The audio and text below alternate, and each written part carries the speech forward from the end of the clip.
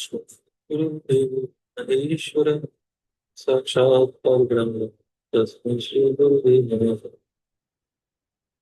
त्वमेव माता च पिता त्वमेव त्वमेव बन्धुः च सखा त्वमेव त्वमेव विद्या द्रविणं त्वमेव त्वमेव सर्वं मम देहि।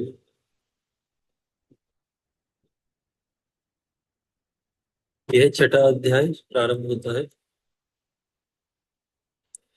इस अध्याय में कुमार कार्तिकेय की ऐश्वर्यमयी बाल लीला का वर्णन किया गया है। ब्रह्मा जी बोले, हे नारद जी, वहां पर रहकर कार्तिकेय जी ने अपनी भक्ति देने वाली जो बाल लीला की, उस लीला को आप प्रेम पूर्वक सुनिए। उस समय नारद नारद नामक एक ब्राह्मण जो यज्ञ कर रहे थे, कार्तिकेय जी की शरण में आए। वह प्रसन्न मन ब्राह्मण कार्तिकेय जी के पास आकर उन्हें प्रणाम करके और सुंदर स्तोत्रों से उनकी स्तुति कर अपना अभिप्राय निवेदन करने लगे। ब्राह्मण बोले, हे स्वामी, आप समस्त ब्रह्मांड के अधिपति हैं, अतः मैं आपकी शरण में आया हूँ। आप मेरा वचन सुनिए और आज मेरा कष्ट दूर कीजिए। मैंने आज मेध यज्ञ करना आरंभ किया था, किंतु वह आज अपना बंधन तोड़कर मेरे घर से भाग गया। वह न जाने कहाँ चला गया। मैंने उसे बहुत खोजा, किंतु वह प्राप्त ना हो सका। वह बड़ा बलवान है, अतः अब मेरा यह यज्ञ भंग हो जाएगा। हे विभु, हे शिवपुत्र, संपूर्ण ब्रह्मांड के स्वामी। सॉरी, माफ करना, मैंने एक पैराग्राफ मिस कर दिया। जब उन्होंने अपना यज्ञ भंग होने की बात कही तो उससे आगे पढ़ता हूँ।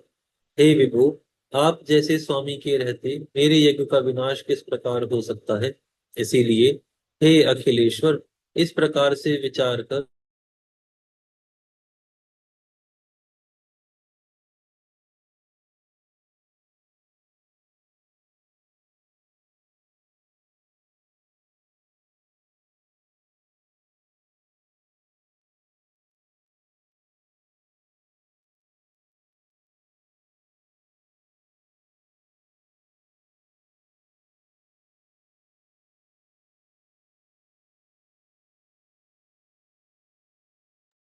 नेटवर्क में कोई इशू होने की वजह से ये फिर से रीस्टार्ट हुआ है, तो रुक गया था। मैं यही पैरा फिर से शुरू करता हूँ।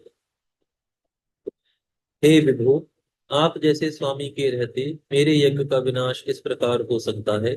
इसलिए हे अखिलेश्वर, इस प्रकार के विचार कर मेरी कामना पूर्ण कीजिए।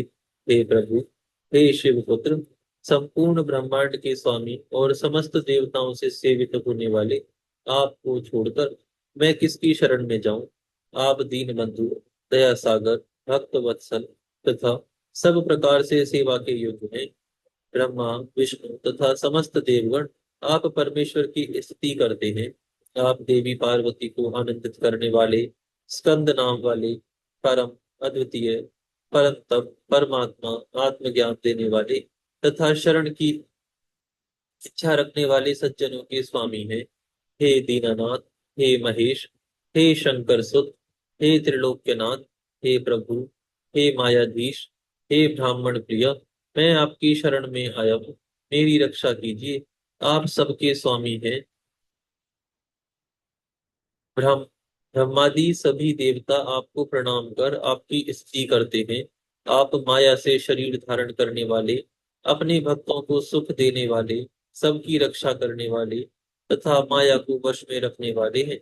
आप भक्तों के प्राण, गुणों के आधार, तीनों गुणों से भिन्न, शिव प्रिय, शिव स्वरूप, शिव जी के पुत्र, प्रसन्न, सुखदायक, सच्चिदा स्वरूप,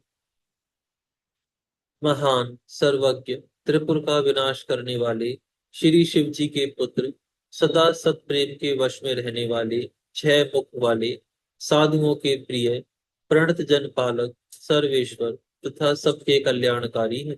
आप साधुओं से द्रोह करने वालों के विनाशक, भगवान शिव को गुरु मानने वाले, ब्रह्मांड के अधिपति, सर्व समर्थ और सभी देवताओं से सेवित चरण वाले हैं।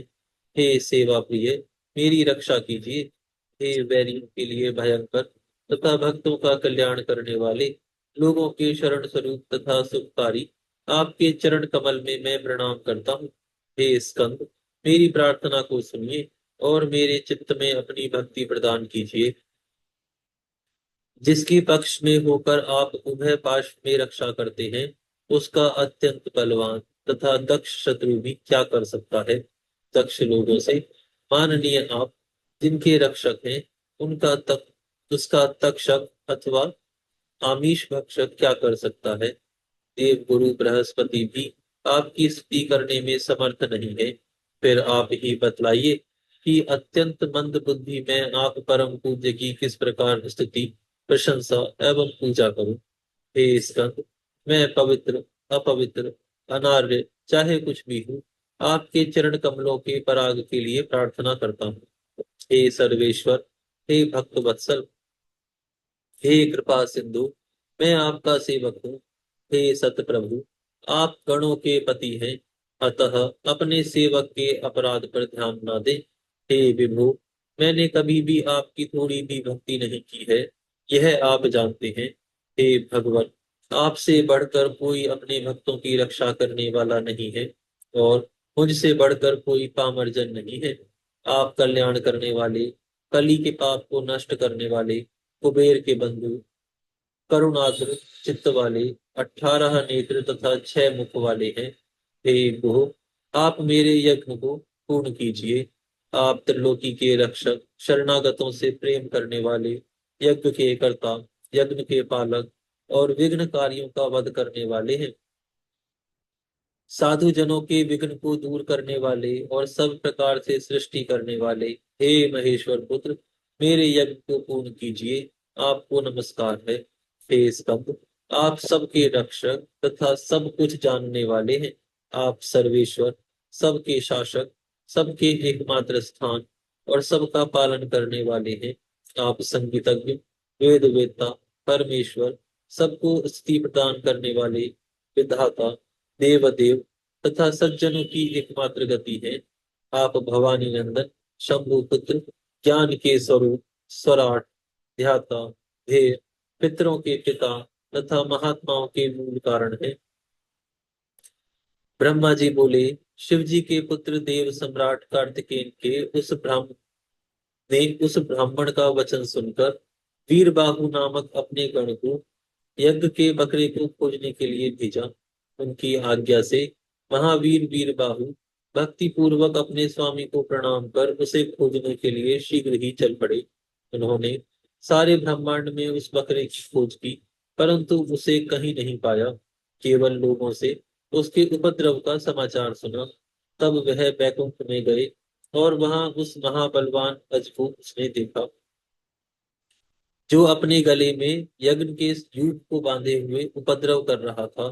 वीर बाहु बड़े वेग के साथ उसकी दोनों सींगें पकड़कर एवं पटककर ऊंचे स्वर से चिल्लाते हुए उस अज को अपने स्वामी के पास ले आए। उसको देखते ही सृष्टिकर्ता प्रभु कार्तिकेय समस्त ब्रह्मांड का भार धारण कर उसके ऊपर आरूढ़ हो गए। हे मुनि, वह अज बिना विश्राम किए ही क्षण मात्र में सारा ब्रह्मांड घूमकर फिर वहीं आ गया। तब कार्तिकेय उससे उतरकर अपने आसन पर बैठ गए और वह अज वहीं खड़ा रहा। तब वह नारद ब्राह्मण कार्तिकेय जी से कहने लगे। नारद बोले, मतलब जो ब्राह्मण है वो बोले, हे देव देवेश, आपको प्रणाम है। हे कृपा निधि, अब आप मेरे इस अज को मुझे प्रदान कीजिए, जिससे मैं आनंद पूर्वक यज्ञ करूं। आप मुझसे मित्र भाव रखिए। कार्तिकेय जी बोले, हे ब्राह्मण, यह अज वध के योग्य नहीं है। हे नारद जी, अब आप अपने घर जाइए। आपका संपूर्ण यज्ञ मेरी कृपा से पूर्ण हो गया। ब्रह्मा जी बोले। कार्तिकेय जी के इस वचन को सुनकर प्रसन्न चित्त वह ब्राह्मण कार्तिकेय को उत्तम आशीर्वाद देकर अपने घर चले गए। यहाँ पर यह अध्याय पूर्ण होता है। यहाँ से 7वां अध्याय प्रारंभ होता है।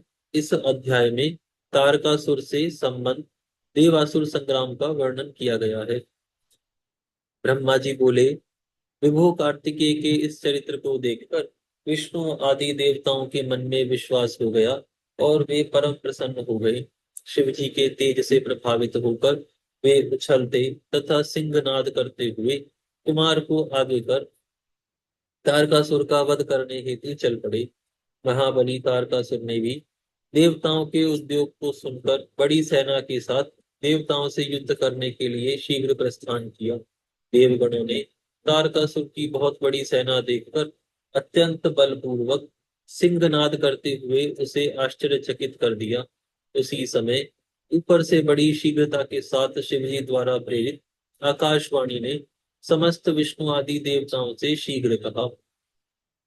आकाशवाणी बोली, हे देवगण, आप लोग जो कुमार को आगे करके युद्ध करने के लिए उद्यत हुए हैं, इससे आप लोग संग्राम में दैत्यों को जीतकर विजयी होंगे। ब्रह्मा जी बोले, आकाशवाणी को सुनकर सभी देवताओं में अत्यंत उत्साह भर गया और वे वीरों की भांति गर्जना करते हुए उस समय निर्भय हो गए। इस प्रकार भय से रहित एवं युद्ध की इच्छा वाले वे सभी देवता कुमार को आगे करके वही सागर संगम पर गए।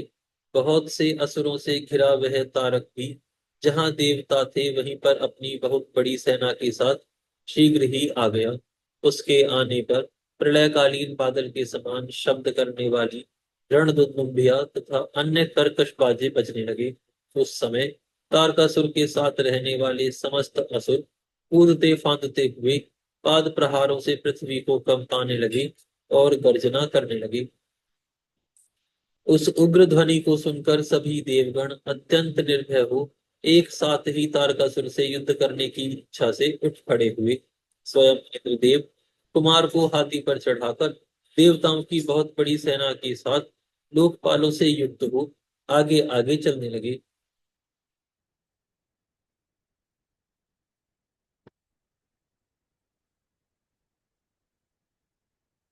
उस समय अनेक प्रकार की दुंदुभी, भेरी, तुरही, वीणा, वेणु और मृदंग बजने लगे तथा गंधर्व गान करने लगे।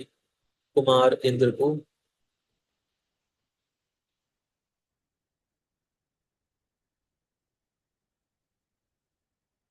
कुमार इंद्र को हाथी देकर अनेक आश्चर्यों से युक्त तथा विविध रत्नों से जटित दूसरे यान पर सवार हो गए।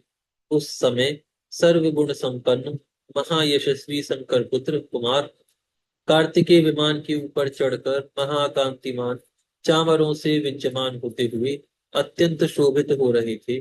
उस समय प्रचेता के द्वारा दिया गया छत्र जो अनेक रत्नों से जटित होने के कारण महाकांतिमान था तथा जिससे चंद्र किरणों के समान आभा निकल रही थी, वह कुमार के द्वारा मस्तक पर धारण किया गया था।